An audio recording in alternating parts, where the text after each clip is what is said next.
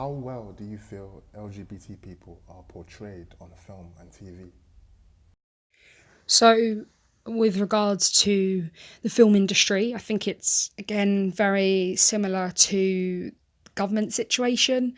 You look at the Oscars this year, there's not one mixed race, black, or ethnic minority person up for an award. It's all white men and women. So that's an issue to itself, let alone you put gay people on top of that. I think there is some representation, but not a huge amount, and the representation is on a very small scale. So you look at kind of niche programs. You know, Netflix just released a series called AJ and the Queen, and that's about like RuPaul the drag queen. You've also got they released like, well, things like Riverdale and Sex Education, a lot of this stuff that they've got on Netflix has LGBT characters that are represented quite well in it, but they're not on a huge scale.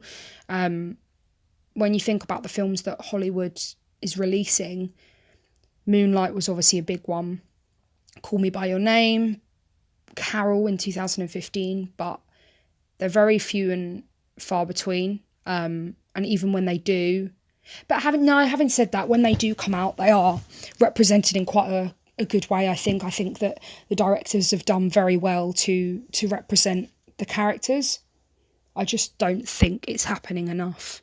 You know, a lot of the stories are very similar storylines and not perhaps targeting more controversial topics, or not. Um, I think there's so much out there that you can tell stories about, but they're not necessarily picking those stories to be told, if that makes sense.